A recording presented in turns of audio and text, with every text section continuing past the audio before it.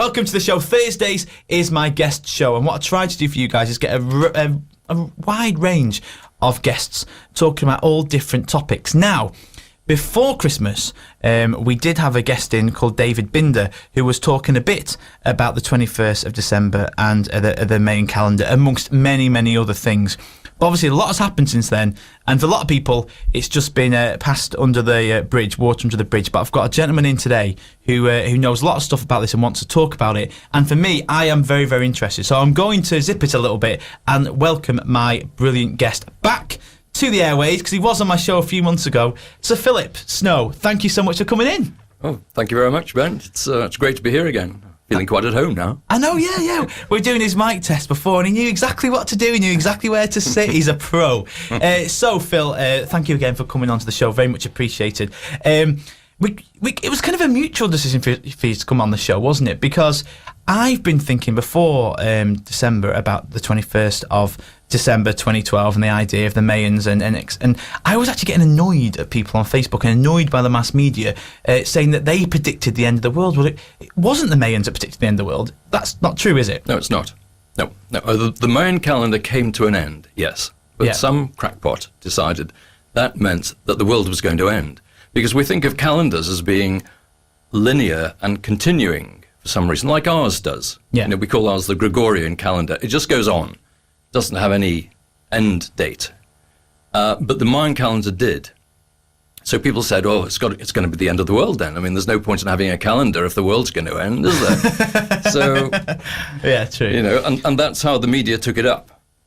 Who actually again, I'm not saying you will know this off the top of your head, but who actually started, or where did it originate, the idea of the end of the world coming from this calendar? Who was it said, actually, must mean the end of the world? Is that documented, who actually said that first, or who implied it? Not that I know of, no. Yeah. But I think a lot of crackpots did. Yeah. And I think the media loved it as a time for a joke, and to make light of it, and to fill the pages with all sorts of flippant comments. Yeah. And of course there was the thing about, there's a place that's going to survive the end of the world, which is in France. It's on the top of some sort of mountain or other. And so there were going to be thousands of people congregating there. And on the day there were about 300 people, and they were all journalists. The irony. Typical. Well, it's funny again how you hear things, because I heard that everyone should be in Ibiza. That's when Nostradamus predicted where we should be for the end of the world. Oh, yes. But it's a bit of a contradiction. End of the world, and you end in Ibiza. Well, Ibiza's on the world, so if the world goes, I think Ibiza, or the top of a mountain in France, is probably going to go with it as well. But yeah, why do you think they latched onto it so much? The idea of the end of the world. Why do you think they really just kept? Was it just fun, or do you reckon there's any other motive behind it? Well, there's been a lot of doomsdaying about this kind of time now. I mean, it's not just the Mayan calendar ending. It's the end of what's called the precession of the equinoxes, which is an astronomical thing, whereby we move into the age of Aquarius. Yeah. And that's considered to be the end of a great big cycle. And there are going to be major changes, like earth changes, earthquakes, volcanoes, and all sorts of things like that. And I think there was just so much of that sort of thing that a lot of people were beginning to say, the world's going to end. And looking about, you can see some evidence that actually, there are things going on. There are more earthquakes these days. There are more volcanoes going off. The climate's changing in all sorts of ways. People talk about a pole shift. Yeah, I've heard. Yeah. So I think there was just a lot of energy moving in that kind of direction, and that's what people were really waiting for at the time. And I think some countries, and I believe Russia and China were really taking this quite seriously, and people sort of stocking up with food. I mean, why stock up with food if the world's going to end? But people were doing this, and people were getting really, worked Sod up the about diets, KFC all the way. There was a lot of talk about the whole idea of this being the end. Well, if we could backpedal a little bit, if possible, because what I'm trying to do is, I know I've done a little research on this in my time, not as much as you, and that's why I'm so grateful to have you on the show. But for people that are new to this, have literally just heard these Mayans are these old people that died years ago. That sounds pretty flippant. I don't mean to be as flippant as that sounded. But the idea that they probably just think there's this civilization that lived so long ago. I had people put on Facebook, oh, obviously they weren't that intelligent if they died out. They're predicting the end of the world. So they're new to this. They haven't heard of the 26,000-year calendar. They haven't heard of the equinox. They're going into a new age of Aquarius. So if you can, in some simple terms, could you explain to people out there that are new to this, wanted to know more, what the Mayans actually predict and how they come about it? Yeah, okay. The classical time of the Mayans was around 600 AD. Now, they lived in the jungle in Guatemala kind of area, in the Yucatan, which is in the sort of Mexico, Central America area. They had the most incredible awareness of astronomy and mathematics, and they devised a number of calendars. Now, the calendar that we need to talk about is not the 26,000-year calendar. It's one that you can actually track right back to the time of the Big Bang. So it started at the time of the Big Bang, and it ended on December the 21st, 2012. No, you're joking. No, I'm not joking. So this has got to be something pretty significant, and the question is, what does it mean? So we'll kind of get onto that in a minute. But the Mayans did have this almost unbelievable knowledge of astronomy and mathematics, to the extent that they had several calendars. For example, they could tell exactly when there were going to be solar eclipses, lunar eclipses. They knew all about the movements of Venus. And in ways that we seem not really all that able to do. The way that the Mayan calendar that I'd like to talk about was set up is something that we these days would have really no conception of how to do. And they built many, many pyramids, including one very famous one, which was designed in such a way that on the summer solstice, when the sun rises, it has the effect of showing what looks like a snake moving down the side of the pyramid, down the steps of a pyramid. Now, how on earth they could have designed this huge pyramid so that it actually created this effect? It's like envisaging something that doesn't exist, and then somehow being able to plan it and build it so that it does. I mean, ask any modern architect to design a building like that. So there was something about the Mayans. I mean, where they got their knowledge from is a mystery. Oh, you've beat my next question, Philip. that's what I was gonna say. We're gonna ask. I can probably understand people asking out there. Well, how they've done this? If we need all these, millions of pounds, billions of pounds worth of equipment to, see across the stars and plan this, and obviously through maths you can plan the lunar eclipse, etc. But how did they do it? The main thing that I could say about that is that when you study this particular Mayan calendar, you see that at that time there was what's called a light of creation on that side of the planet, and so the Mayans had an awareness of the whole creation, if you like, a spiritual awareness that we lost as we went into the Dark Ages. And at that time, it seems perhaps that people had the ability to, in some ways, tune in to the way that the universe works. Some people would call it intuition or cognition, channeling. There could be different ways in which this could happen, or over a period of many generations they could have just accumulated the information which would have enabled them to see how the stars move, for example, without presumably telescopes. It's as extraordinary, but the Mayans are not to be underestimated. These are not savages living in the jungle. These are very, very sophisticated people. I'm so glad you said, because I remember I said to you off there, I got a little bit annoyed with people on Facebook kind of ridiculing the Mayans. So, people in the jungle. Well, actually, they were a very intelligent civilization. And from the little bit of research I did, which we'll go talk about. Before I do so, I just want to clear up. You said that there's two calendars they had. So the one that everyone was saying the end of the world was the 26,000 year calendar, that it takes 26,000 years to go right the way through, and then it starts again. No. Nope. No. Sorry. The one that we're talking about is generally considered to be a 5,000-year calendar called the Long Count, and it started in 3,114 BC. Yeah. And then goes through to 21st December 2012.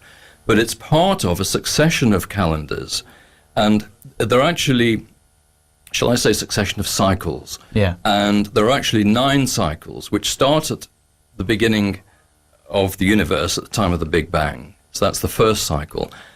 And then the next cycle comes in as about 800 million years ago. And what happens is that each successive cycle goes 20 times faster than the one before. But they all end on 21st of December 2012. And what happens is that if you just do a very quick bit of mental arithmetic, the cycles go so that it starts at 16 billion years ago, which is around the time of the Big Bang. Yeah. 800 million years ago, the second cycle started.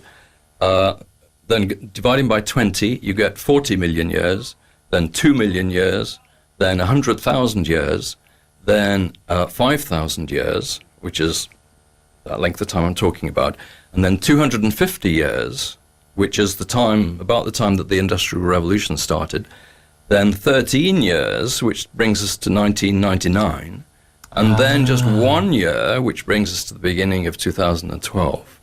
Now, at that point, what's happening is that the process of creation, if you like, has accelerated to such a rate. It's like an exponential curve. It's like it just accelerates and accelerates and accelerates to the point where eventually it goes through the roof. And that's what happened on 21st of December 2012. And what we really need to look at is, if this is such a significant moment, what does it mean? Yeah. What were they actually telling us? Well, we'll talk about that very, very soon. And again, in my head, I think I can see what you mean about the calendars now. So I think I remember seeing this, but as a pyramid-type bar graph, where the bottom bar was long, and obviously that was one period of time. Yes. Just so I can get the listeners to understand, if they can visualise it. And then the next period in this calendar was shorter, so obviously that's the next step up the pyramid. And eventually the top of the pyramid was 21st December 2012, and then we moved on. So we'll talk about it very soon. You can get in touch again. You can email studio@redshiftradio.co.uk. You can text 01270 262 262, and you can also tweet at Redshift Radio UK as well. But what we're going to do, we're going to play a song by McFly called Love Is Easy, and it really is. And I know you like love, Phil, so this one's for you as well. Thank you. And we'll be back talking more to Phil, so please do get your questions in. If you have got any questions, I'm sure he'll try his best to answer them for you. We're going to talk all about what the calendar, what this means since 21st December, what Philip's experience as well. So lots and lots of things all the way through till 4 p.m. So please do stick around till then. If you're liking it, you know your friends are interested in the Mayans and what they predicted, then get them involved, send them the link to listen live and get them tuned in. Anyway, a bit of McFly. This one's called Love Is Easy, which it sure is. Some of their greatest hits. I recommend getting it. They are a great band and their back catalogue is superb as well. Enjoy this one. We're back with you in about 3 minutes and 41 seconds. Hey, welcome back to the show. I love Thursdays because I'm not by myself in the studio, gibbering on. No, I have someone here to gibber to. Though, Philip, you're far from gibbering. It's so interesting to have someone in the studio who has got such an interest and such a knowledge about this subject because, again, it was flippantly kind of commented on, like I said, by parts of the media in December about the May and the end of the world, the Mayan Calendar, etc. So it's so great to have someone in on the show and actually talk about it after the event because, obviously, before... we had someone chatting quickly before about it, and obviously it was all we're not sure what was going to happen because we can't predict the future as such. But now it's past. But you, so we have got Philip Snow in the studio. Sorry, he's here talking here till 4 p.m. actually. So please do get any questions in. I'll say that before because I forget. Text 01270 262 262 if you have got any questions, and I'm sure he'll try his best to answer. That's 01270 262 262. You can email studio@redshiftradio.co.uk as well, and I'm sure again he'll answer them. Right, done all that, so we can carry on talking. Yes. So obviously the big day we put is the 21st December 2012. Now the question I will ask is, I know people asked me and I wasn't sure what the answer was, why that date? How do we know for sure it was the 21st December at 11:11 or whatever time it was on that date? How could we be that specific that we know the Mayan said at that time? Or was that something we put on it? We just put the date on it? Somebody worked out that it was going to be the 21st of December by correlating the way that the Mayans were counting the days day by day. They have what's called day keepers, and for countless centuries they've been keeping track of these calendars. But somebody tried to work out how it correlated with the Gregorian calendar and came up with 21st of December 2012, which is the winter solstice, so seemed to be significant enough. However, the chap that I've been studying mostly, a Swedish man by the name of Carl Kalleman, who's written several books about this, has argued very strongly that it wasn't 21st of December, it was actually 28th of October 2011. Oh. When similarly nothing very much seemed to happen. Oh dear. A bit late now. However, it's like a belated birthday card. Don't bother. However, I mean, regardless, I think, of whether it was exactly that date or not, in our terms, to me, it's very clear that this is happening at this moment in time, and the effects of it are happening around this time, and probably will take a few years, maybe several years, to really come to light. There were many people, I mean really many people, who were saying that on this particular day there would be some visible event, like the Earth would be hit by some sort of cosmic blast of light, which would immediately get us to see the light, and, would be transformed into a completely different being. Jing. And equally that there was going to be a pole shift, there's going to be 3 days of darkness, and all sorts of things. But being sensible about it, I think you'd have to say that whatever was going to happen would take a period of time to become evident. I think that makes sense because, like you said, what we're going to get blasted by a magic, Mary Poppins wand that it kind of made us all clean and fresh. And again, I didn't really get that as well. That I didn't really believe it was all going to happen on that date.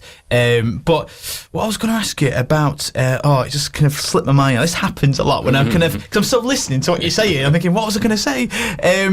But going back to the idea, that was it, about the planetary alignments, because one thing that people were linking with was not just the 21st December 2012 being the Mayan end of their calendar, but also where all the planets were aligned. So that's why all this kind of like, there must be something big going to happen because all the planets are aligned. That's right. Look, people were talking about a galactic alignment where the sun was going to line up with the center of the galaxy. And also beyond the ecliptic, that is on the, how the galaxy looks a bit like a flat plate, circular flat plate. Well, the sun travels around that plate, but actually travels in an up and a down motion. And at that point, it was going to go through the middle part of that. So it was believed, and also coinciding with this 26,000 year cycle, it was considered that this was going to be the big moment in time. So the two have really got confused. Again, there's argument about whether it was really this last year when this galactic alignment occurred. Some people say, no, it happened in 1998. Oh, it happens every so often. So what? I mean, it's really difficult to keep track of these things and to know really for sure exactly who's right. Yeah. And what I've tried to do is to sift through all of this stuff. Admittedly, I waited until 21st of December to see if anything would happen. Well, that's what I was going to ask you, because I know we kind of... I don't like talking too much off air, because I like keeping it, for air as well. So I'm going to be just as surprised as the listeners, etc. But, I was going to actually ask you, you said on the message to me when we booked you in as such, that you were very interested to see what happened on the actual day. Yes. And luckily you haven't gone into great detail with me. So what did you actually notice on the day? Where were you? What were you doing? Well, I was at home and on the internet, looking at discussion forums and so on, and watching what the press was saying. And of course, nothing happened. And I must say I was disappointed. It wasn't that I was disappointed that, I wasn't hit by a blast of light. It was that just about everybody went through this day not understanding what the significance of the day really is, and coming away thinking, oh, well, the Mayans didn't know what they were talking about anyway, did they? And it's just another of these Armageddon days, like Y2K, where we all sit in fear for a few months and then absolutely nothing happens. But this particular day, 21st of December last year, I have been anticipating for the last 27 years. I mean, there has been no day in my life that I've anticipated more than this particular day. And of course, come the day, nothing happens. But I'd heard back in the 1980s that on that day, there was going to be a quantum leap of consciousness. Now, whether it was at around that time, but there was going to be a quantum leap of consciousness. Now, what does that mean? Now, at the time, I was doing meditation, so I had a fair idea of what it meant. But it meant that we would all see the light in some way, that we would transform ourselves or be transformed in some way that would probably turn us into feeling that we were all one big family of humanity on the planet, and we had to start behaving like a family, loving each other and helping each other and sorting out the way we behave on the planet, perhaps cleaning up the mess we've made, and building a happy future together, this sort of thing. But at the time, I couldn't fathom how it would happen, and also how the majority of people would understand the process that was going to be going on at the time. And I resolved to find out what it meant, and to find out what would be likely to happen, and in some way make it possible for other people to understand that as well. And that's why I set up my New Living website, and wrote a great big essay about what seemed to be this thing that we were all moving towards. And then, as I say, come the day, absolutely nothing whatsoever happens.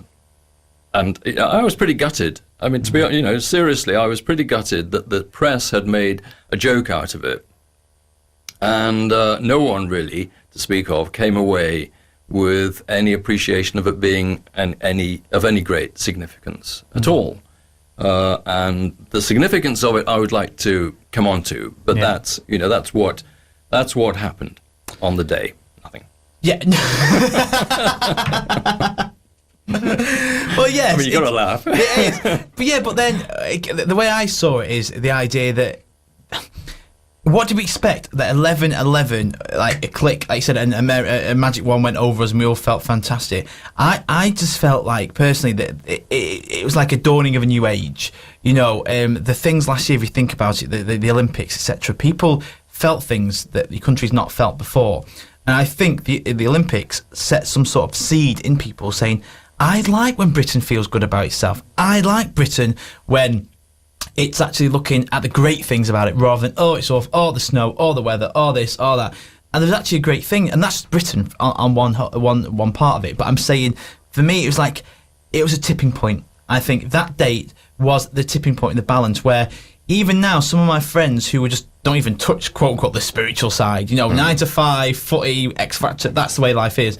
There's nothing wrong with that, I'm just saying, but they're actually seeing that there must be something more, and what is this, and what is the creation, and where did we come from, and they're starting to question more. And I think it just takes, I found, since, because I'm 31 now, and obviously when I first kind of went, quote unquote, like the spiritual aspect and started to look at that, I was in my mid-20s, and the amount of people that, when I did tell them what I was interested in, kind of stood against the grain as such, people were like, I'm really interested, it's like they come out of their spiritual closet in some sense. And I think now it's come to a tipping point where people are more open to come out about it, and it only takes a few people, then a few more people then, to actually say that I'm feeling these things and I felt different things. You're right. And in fact, your footy friends have been going through a quantum leap of consciousness for several years now, and to some degree are aware of that. And what I'm referring to here is the use of the internet. Yeah. And of course, in the 1980s, the World Wide Web hadn't even been created at that point.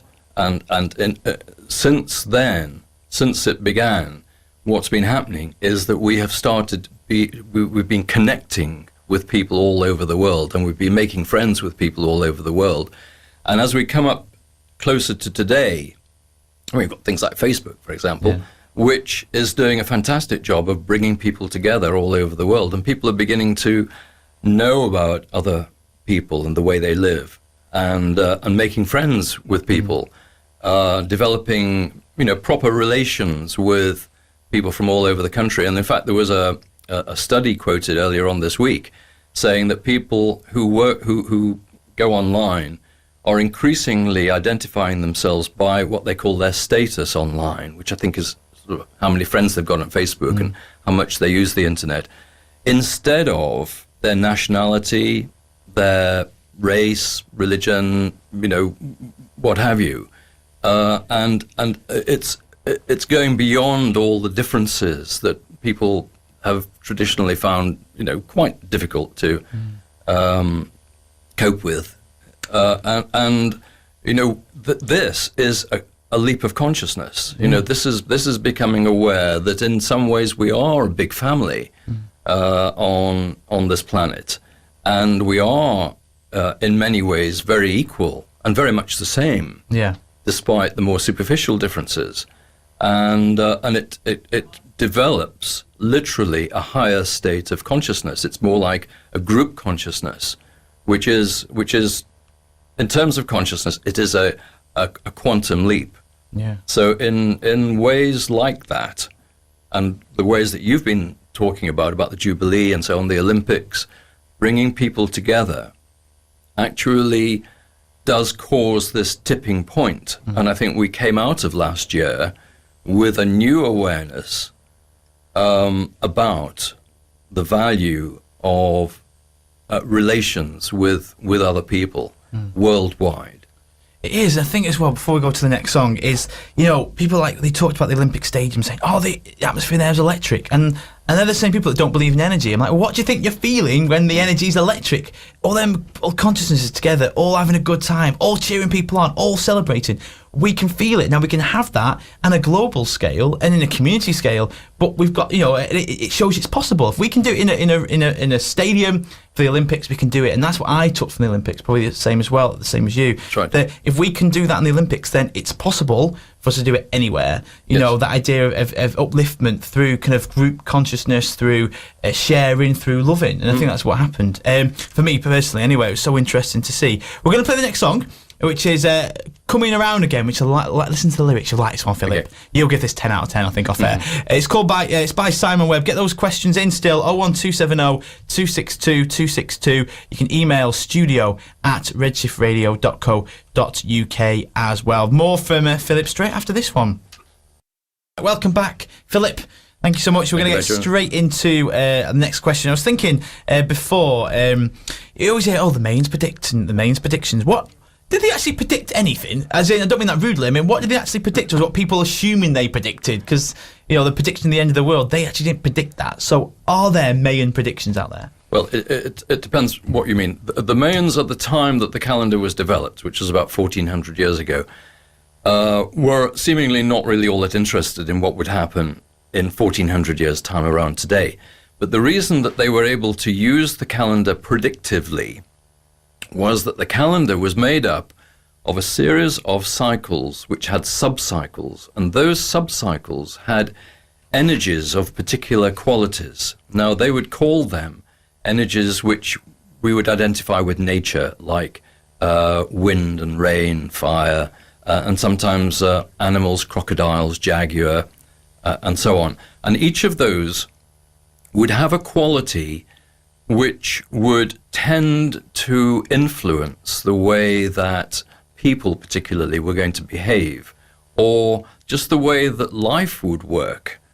And so they would have ceremonies at the beginnings of each cycle in which their shamans, priests, would predict what life would be like in the next cycle, and how the Mayans themselves would be best to behave and best to live to take advantage of those particular energies. And when you look at all the cycles together, you find that each of those cycles with the subcycles repeats exactly. So you can look forward in time and say that not just in 600 AD, but in 1200 AD, in 1800 AD, in 2012 AD, certain energies would be prevailing, and therefore certain particular things would tend to happen. Now, I think what the Mayans would not have been able to see, which we can see in retrospect, is how the calendar very much spoke about the development of consciousness or awareness, in the sense that each cycle tended to put people into a particular frame of awareness or frame of reference. And the particular cycle that the Mayans were in at the time is today called the national cycle, where people had a sense that they belonged to a nation. So the Mayans belonged to the Yucatan or whatever the nation was at that time. And then in a later cycle, the one that started in 250 years ago, so that's about the time of the Industrial Revolution, we started to gain a frame of reference that was more planetary. So our activities became more planetary, and we became aware that we lived on a planet and we had an impact on the planet, and that's what gave rise to all of the environmental movement about save the planet. And then the next cycle, which started in 1999, became the galactic cycle, where we gained an awareness that we're in a galaxy, and we're beginning to look at other planets in the galaxy and discover planets that may be like the Earth in the galaxy. So it was that each cycle had particular energies that would give rise to a particular frame of awareness or consciousness. And it seems, certainly it seems clear to people like Carl Kalleman, who's the man who wrote the books that I've been particularly following.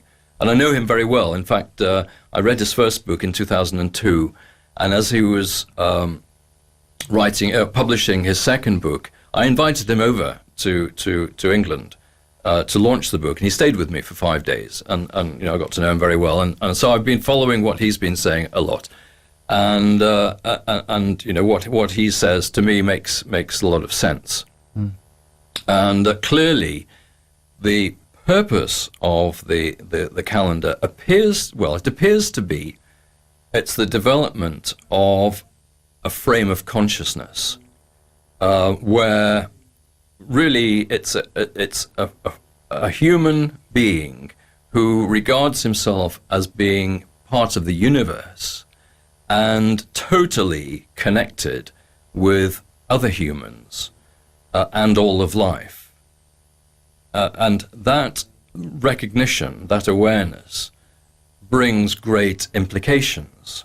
And it's that awareness that's really the key to the whole of what actually happened at the moment that we arrived at December 21st. Well, what a great way to... I feel like I'm at a cliffhanger at the end of the soap when they say tune in for the next episode, because that's a perfect time. We have to go to the news very, very soon. But join me again me and Philip, obviously, for the second hour of the show from 3 till 4. We'll be talking more about what Philip just said and answering your questions. We have got some questions in, and I will ask them straight after, but I've just spotted the time, so I better get on with the song. This song's called World Falls Apart, which is quite apt, and it was just, I put it in without realising it, but it isn't. It's a nice, positive song by Dash Berlin and Jonathan Men. This one is a trance classic, World Falls Apart. We'll see you straight after the news for the second hour of the show. Buongiorno, people. Welcome back to the Midweek Uplift on my second hour. Well, one snow might be melting outside, but I've got another one. See what I did there, Philip? I just realised that you're very good. Excellent. I've got Philip Snow in the studio. You have got a message here. Please tell my best mate, Philip, that his American family is listening to and enjoying the show here in North Carolina. Oh, thank you, Rick. Yeah, so yes, Rick is from Rick. Yes, well done, Rick. Thank you for listening in. Further, so far afield. What time is it over there? I know it's a very British question. Well, it's 5 hours behind, so it's what time is it now? 3 o'clock. It's 10 o'clock.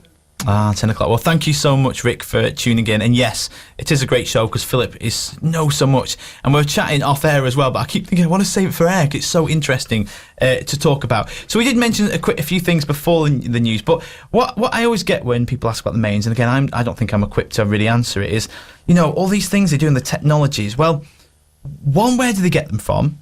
Two, where do the technologies go? How do they know, if, for example, to get that snake to look on, go down the side of the building, on the longest day of the year? Where do they get this knowledge from? Where? What and how? This really is just a great mystery. It really is. I mean, there are a lot of mysteries associated with the Mayans and their calendars, but really, it just hasn't become apparent where they actually got their technologies from. People will speculate. I mean, we could speculate, but honestly, to the very best of my knowledge, nobody has actually conclusively proven that it came from a particular place. Yeah. It's got to be a mystery, I think, at this stage. There was a thing I saw, and again, speculative possibly, but there were certain markings that were burnt into certain rocks all around the world in different places in times where there was no communication between countries enough to burn these exact same symbols into rock. Actually burn them, not chip, burn into it. So one of the technology wasn't there to burn it into the rock, and yet this symbol was all around the world in different places. Well, the thing is that mostly people will speculate that there were extraterrestrials on Earth around that kind of time.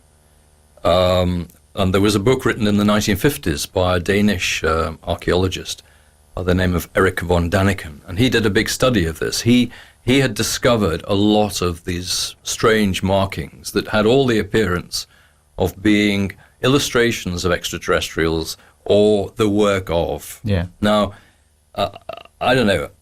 I mean, to be honest, I'm not desperately keen on speculating in this kind of direction. Yeah, no. But I mean, it has to be said that there's a lot of speculation that sort of thing was going on. I think that's the thing, isn't it? Because people, obviously, the people are interested in this, and they want answers, don't they? So they say, well, how can they? And it's hard sometimes just to say we don't know. Yes. It's not a very satisfactory answer, but sometimes that's it. Because rather than you could say, yeah, they could be aliens, yeah, they could have got it from channeling, yeah, they could have got it from wherever, but no one actually physically knows where they got it from. That's basically what you're saying, is it? At this point, yes. Yeah, but it's a brilliant answer, because again, there's no point speculating if we're not sure. People can assume from. But it's just really interesting, isn't it? It's literally like it is. It is like watching a film. I have had a question in by Mr. Cheek. I do apologise about the length of wait, John. We just tried to get all the questions in that we're trying to get the Mayans across as much as possible. But here's a question: were the wise men who followed the star to Christ in Bethlehem Mayans, possibly? Well, it's in my head that the wise men came from the east.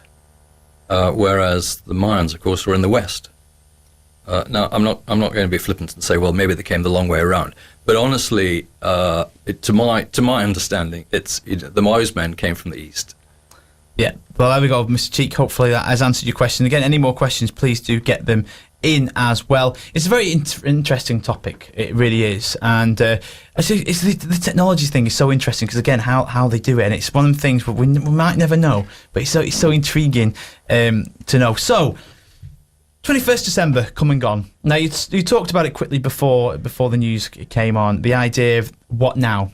So if we had Joe Bloggs in the street come up to us today and I said, well, I've got a guest on talking about the Mayans, 21st December, what's your next question? I reckon most say, well, yeah, what now? And I think I remember it was actually one of the meetups someone mentioned about, was it Keith saying, a gentleman who I'm going to have on the show hopefully very soon, he joked like he was going to write a book saying 2013, now what? Do you remember? And, so I can imagine a lot of people listening going, well, okay, 21st December, yep, shift, okay, now what? What's next? Where do you see this, and what do you see happening? All right. I think we can all see that there is something going on in the world today. And if we pull it all together, we can work out for ourselves where it's going and how we should be queuing into it. And that is that there is this quantum shift in consciousness going on, which is bringing us all together. And the example I gave a few minutes ago about the World Wide Web and how we're connecting with people all over the world is, it seems to me that this is very much the motif of What Now. It's that we've come to a time when we've become aware that there's a big world out there, more than that, a big universe out there, and the technologies to enable us to do that have actually only recently become available. So the World Wide Web, for example, has only existed since 1990. We've got the Hubble telescope up in space there, which is beaming back pictures of the universe, and we're discovering how unbelievably huge it is. And through things like the electron microscope, we're finding how unbelievably small it can get. Our awareness of life is growing by huge leaps and bounds right at this time now. And that, again, is indicative of us human beings becoming much more aware. And in practical terms, I think what this means is we would begin to, or we would continue increasingly to connect with people everywhere and become aware of what's going on around the world, as we do through television as well as through the internet and through mobile phones, for example. We can speak to anybody anywhere now. So many of people in the world are web enabled. It's almost as if the whole world is becoming interconnected. And if you sort of logically take that forward, you can see the possibility of so many connections between people that it just dissolves things like national borders. It dissolves the differences that we've been so aware of until quite recently. And just through learning about people, and especially having to recognize that there are a lot of problems in the world for people. For example, things like droughts, earthquakes, and so on. It's very heartening that these days we can hear about an earthquake and immediately people are rushing forward to support in any way that they possibly can. And I think we can see a trend there that's clearly moving towards us all recognizing ourselves as just one big family. And like a family, like a functional family, not a dysfunctional family, as sometimes we can be, but getting on with each other and helping, supporting each other, opening our hearts to one another. And really, I think that opening the heart is very much a feature of the point at which we are now, because you see this. You can see this growing in so many different ways amongst people across the world. And as we do that, we become more sensitive to what's going on and what's needed.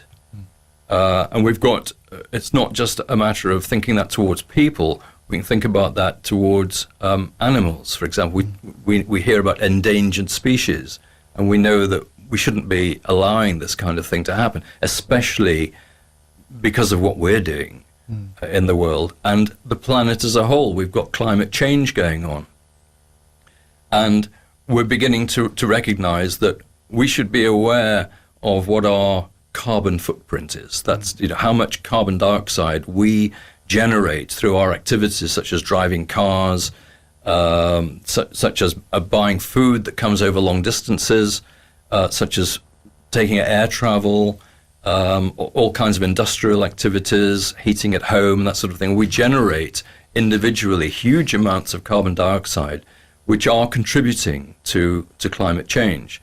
And we're beginning to become responsible. In some ways, like you said, you said it, I think, in the first hour, the idea of becoming more aware, and I think that's probably the key word, isn't it? Aware of everything, aware of our position on Earth, aware that we do make a difference, yes. Aware that we are all one, aware there is more than what we've seen here. And I think that's what it's the unveiling, I feel, of the new Earth sounds a bit cheesy, but the idea of who we really are deep down, who we are really loving beings, and deep down we all want to live well and all want to support each other. And I think the idea of the web, etc., we'll talk about more in detail, because I want to ask you some more questions straight after the next one. This next one, I asked for a request for Mr. Snow, and I didn't have the one he wanted, but this one was hopefully his close second. He asked for a song by Leona Lewis called I See You. Now, I love this song.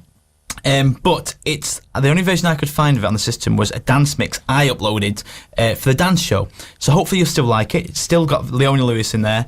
And let me know what you think. It's from the film Avatar, which I'm sure we'll talk about straight after this one. This is the Cosmic Gate remix of I See You by Leona Lewis. So please do stick here. Get those texts in 01270 262 262.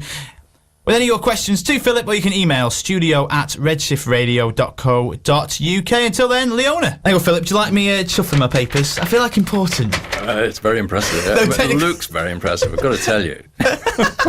Though technically, I wasn't actually reading off paper, I was reading off line. But anyway, that's by the by. So Philip Snow is back. We've been talking about the Mayans, the calendar, their predictions, etc. And basically what they were talking about, the change that happened on the 21st December 2012. We have put a post on Redshift. We have got some comedians on there as well. I did expect a few comedians, to be fair. We did put a post in. What do you think the Mayans really predicted in the 21st century? In the 21st of December 2012. I do apologise. We've had people saying, Phil says that they could have used a bigger wheel for the calendar. Oh, the good old ones. Someone's put what they predicted, rain. Yes, possibly as well. Someone's put travel chaos and delays on the London Underground. I think that happens on most days, let alone the 21st of December. There's something that's a nice one. Someone's actually put, I think they predicted the end of the old world and the green shoots of a new one, which is quite nice as well. And again, we are discussing it here today. So, Phil, you were talking before again about awareness and the idea that you feel, and the Mayans did as well, that's what you feel, they think, the idea that we're in a point now where we're becoming more aware that we're global and more aware that we're galactic, aware that we're all one. And kind of linking the previous songs, we were talking a bit about previously about Leona Lewis, well, the Avatar film, because if you don't know, that song, the dance mix of it, was from the Avatar film. And we were chatting off air about it and how, for me, that was one of the things. The Olympics is one thing that helped with the paradigm shift. But for me, the film Avatar, it's one of the it is the biggest grossing film ever now. Is it? Yes, I'm sure. Please don't quote me. I'm sure it is. Not surprised. I watched it a few times at the cinema. There was a connection there. Now, I was talking to you off air about this, the idea that in a lot of films, you find that the military is, right, and the military fights and saves the day. And normally the spiritual people, or the people that are more open-minded in films, are all kooky or weird or have no friends or wear big glasses or, wear tie-dye and sandals. But I love the way this film really started off with the might of the military and the guy he called himself a jarhead, all military, and how he discovered the magic of love and energy in human beings and in planets and animals. And it was fascinating. You said you've had some links with that. Yes, I've got a connection now with Avatar. I'm 2 degrees of separation from the Avatar movie, and I'm very proud of it because I'm an avid and active supporter of a charitable foundation that reforests in Costa Rica, and it was in that part of the world that a lot of the Avatar movie was shot, like the aerial shots over the rainforest and so on. And fairly recently, the company that did a lot of the animation for the Avatar movie, for the Na'vi, for example, a company called Giant Studios, sponsored a project for this charitable foundation that I'm talking about, the name of which is La Reserva Forest Foundation. And if the founder, Roberta, is listening in right now, which I think she may be, I'd like to say a loving good morning to you, Roberta. Morning, Roberta. Yes. And so they actually were looking for a way to talk about or to demonstrate the need to plant more trees, especially in the tropical rainforest, where the trees grow so quickly, because there's such a huge need for us to reverse the climate change, or at least, at the very least, stop it from getting worse. And planting trees is such a key to this. We can do a lot to reduce our own carbon footprint, but only so much. Beyond that, the great thing to do is to plant trees. So I'm very actively working with this forest foundation in Costa Rica, and thereby I've got my 2 degrees of separation from the Avatar movie, which I'm very proud because I love the movie. I am slightly jealous because I absolutely love the movie. Again, it's one of the few films, probably the only film that's actually lived up to its hype and more. Yes. Everyone raved about it. They said, Ben, you'll love it. I was thinking, oh no, I'm going to hate it now or not like it as much. I watched it a couple of times in the cinema, which I've never done before. But it moved me. And I said to you off air that people, there was a thing called Avatar depression where people were coming out and absolutely gutted they were back into their real world where... And I think on so many levels, that was just them. It touched so many parts of them, and the idea that we are all connected. And again, it subliminally touched them without even realising it touched them and how it touched them. But I really think that. And speaking of which, we were saying before about the idea of awareness and bringing that we are all one, and the idea of connecting via the internet. And you said the thing about the earthquakes. Now, I don't want to see your take on this. The idea that for me. Again, people saying disasters happening, which are awful when you're in them, and I'm not saying they're not. But I always find wherever there's disasters, there's always helpers. And it's the idea sometimes days or situations of contrast help bring people together. It helps them drop into the heart space because it drops them out of their, kind of, I hate saying 9 to 5-ness, but their routine day-to-day stuff. Like, for example, if someone falls over, you could walk down the street and no one would bat an eyelid, but as soon as someone falls over in London, even the busiest time, everyone stops to help. It's like you drop into your heart centre again. Yes. And I think, is that what you're basically saying, the idea that we're going to touch more and more on that, and the idea of the Mayans and talking about this kind of, the kind of connection of the whole world and how we're going to be more connective. But by doing that, obviously, we have more affiliation with people and more love. Is that where you're saying it's going? Yes, it seems to be. And we see so much more of this. And the thing is that there are many, many problems in the world. And the world at the moment faces some really major potential crises, like, for example, food supplies becoming short, water supplies. And the more we get to know about these things, the more certainly our heart opens, we become compassionate about the people who are being affected by those. But we're beginning to realize that actually we're all responsible for these things in many ways. For example, climate change, to at least some degree that is not, I don't think, completely realized at the moment, we are contributing to climate change. The way that we live impacts on the planet in a major way. And we hear about the way in which we destroyed the planet. And for example, in the Amazon rainforest, so much of the forest is being destroyed in order to grow the kind of trees that supply us with, for example, palm oil and other products that we demand. But we're becoming aware of our personal impact on the planet. For example, where do we buy our food from? Well, we might buy it from a supermarket, but where do they buy it from? It could be the other side of the world. What's going on there that's actually enabling us to have food from there? If we're buying clothes, where are they being made? What are the circumstances? Are we talking about child labor? Are we talking about sweatshops? Our awareness of the impact that we personally have on the planet is growing day by day in leaps and bounds. And it seems to be getting to the point now, and it's already got to the point because we know the Occupy movement that started not last year, the year before, is kicking up about the way that the banks work, for example. And from about, 2008, we all started saying, what's all this about the banks? How is it they seem to have so much control? Why is everything in debt? Why have we got so much debt? We're learning about how these global systems work, and we're beginning to say this is not right, and something needs to be done. And we are beginning to recognize that we ourselves have a responsibility and also a power to do something about these things. And I think the time is coming when we're beginning to look for new political systems, new banking systems, new economic systems that will be more sympathetic to the planet, more sympathetic towards other people around the planet. And as you see groups like Occupy, for example, saying the system has to change, now it does seem that this is the way that we're going. And rather than having these, for example, these very divisive political systems that are either left or right, and you divide the whole population of a country almost straight down the middle. Yeah.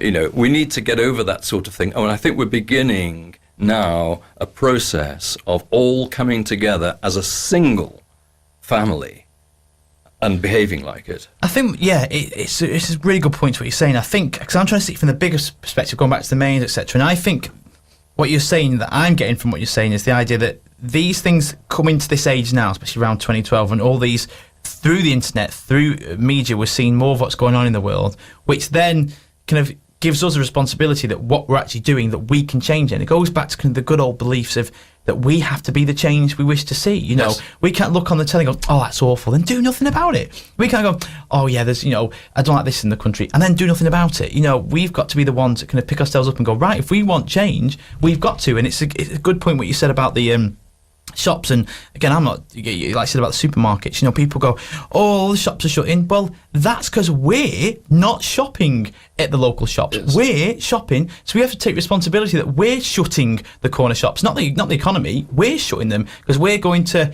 Asda to save, or any other supermarket, to save money, which I understand that to some point, but we can't then moan that shops are shutting if we're not shopping and the shops are used to, because we're going to the super conglomerates to get to save more money. And I think that's where I feel you're saying we're going to the point, coming back to the awareness that we can make a difference, but we've got to be the change we wish to see. That's right. Yeah, yes. In every aspect, in love, in the idea of where you shop, where you actually put your money. Yes. And it's so funny you mentioned the Occupy movement, because I was going to bring that up in a bit. You said about the idea of the online movement. And is Avaz as well, AVAAZ? Yes. They have millions of email. Is it tens of millions now of people that sign up to?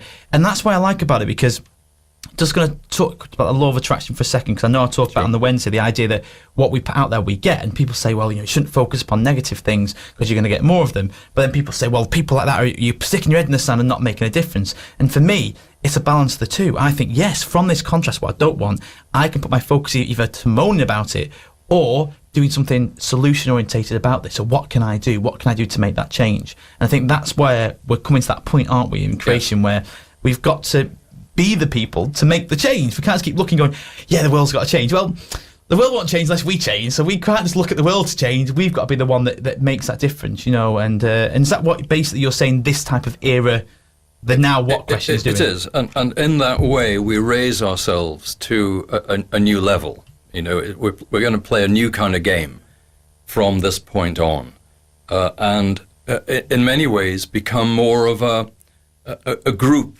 consciousness. And it's a higher state of being.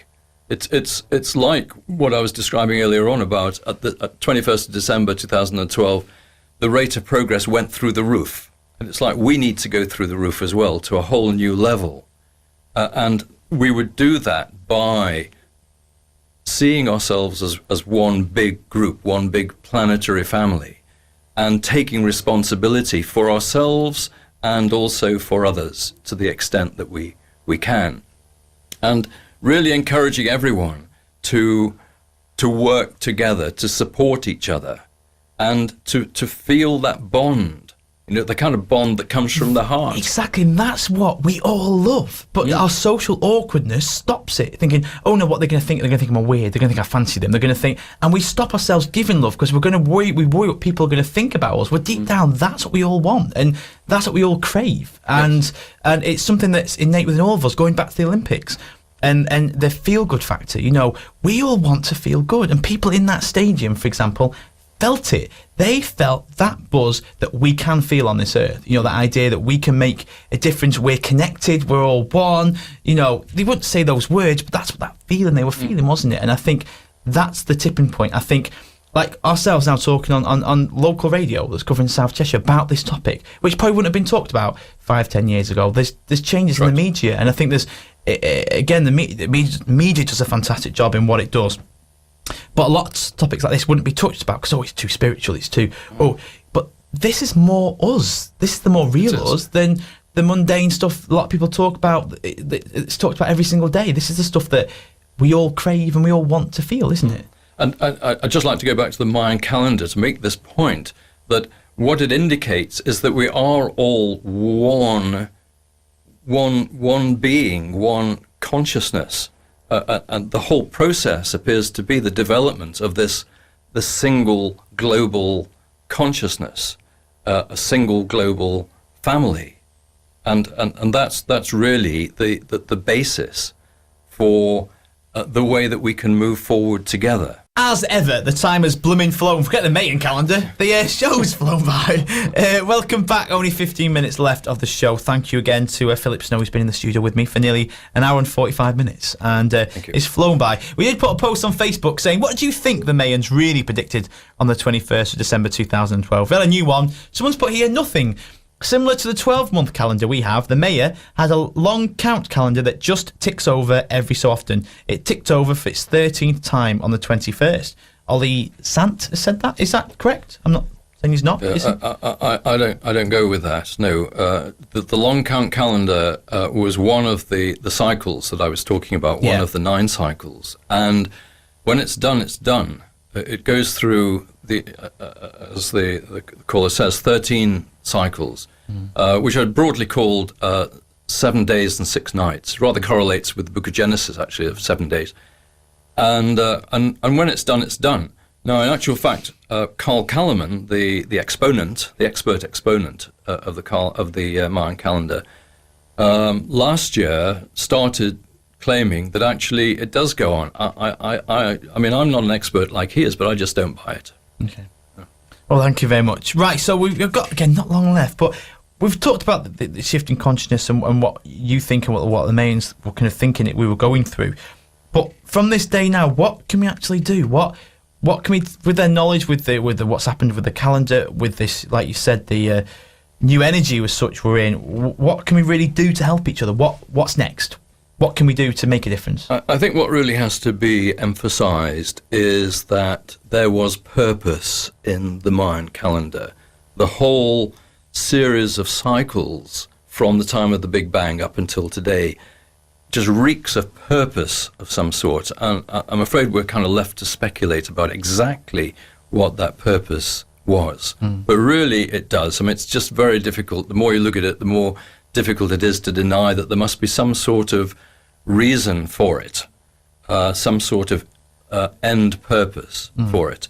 And to me, what that suggests is that we ourselves have to be something that the Mayan calendar seems to indicate. And as I was saying, it's as if we need to be one global consciousness, one global family, doing something together. And again, I think we'd have to speculate about what that might be. But if we're a group of some sort, then I think there is the element of we all need to be in some way participating in the group. We need to be responsible for what we do as individuals, and also to be responsible for the whole group to whatever extent we're capable of doing. And obviously different people have different capabilities in that regard. But we can see that there are very big things that need to be dealt with in the world. For example, here in our own country, we've got this problem of the national debt and all these austerity measures that the government's talking about. Well, the debt should never have existed in the first place, and that debt has just got to go. It's not a case of we have to pay it off. It should never have been created in the first place. The whole of the monetary system that we've been working with for centuries now basically is corrupt at its heart. It is. And we need to deal with that. It's based on debt, isn't it? It's absolutely built on debt. It is, yes. And who gets the interest on the debt? Yeah. The banks do. You know, who owns the banks? So who gets all this interest on the debt? It should never have been necessary to create money like that as a debt. And I've been involved with the Monetary Reform Association for years, so I'm familiar with all of that. And so the Occupy movement, for example, talks about, this has got to be dealt with, and it has. And we need to find solutions to this. It's actually quite difficult to do that. And I'm not going to suggest, well, I am actually, but it's difficult to know exactly what to do about that. But we may need to find a different kind of way of exchange, a different monetary system.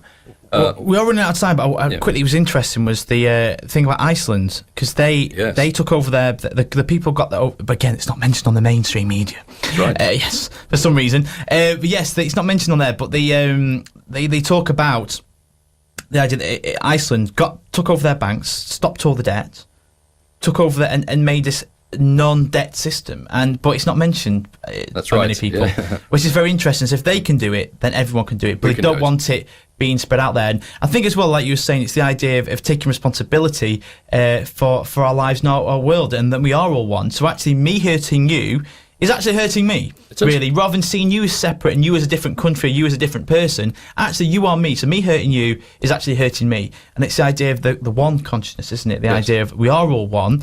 But in the same breath, we are all individuals. Not everyone likes pizza. Not everyone wants to live in Britain. Not everyone loves the snow. We are individuals, but being tolerant and loving and accepting, and we're aware that we are all one. Yes. It's like a buffet of life. Yes, enjoy the differences. Exactly. Not everyone likes the onion rings. Doesn't mean we should take the onion rings off the buffet. It's the idea of being tolerant to everything and moving forward with it. And we've only got about a minute or so left, Philip. So how would you say, in a minute, what would you want people, or what do you think we should do? Is it, again, going forward from now? I think we should just have this awareness of a growing sense of family and a growing sense of responsibility for the way we live on this planet. And to begin to do what we can do to restore some of the damage that has been done by humanity. As I said, for example, by planting trees. Simple thing to do, but it's really effective. Yeah. And maybe we don't like to be directly politically involved, demonstrations and that sort of thing. But the fact is that there's a lot of political work that needs to be done. Yeah. With the big companies, for example, I mean, you were saying about perhaps not buying from the supermarkets, but buying from local shops.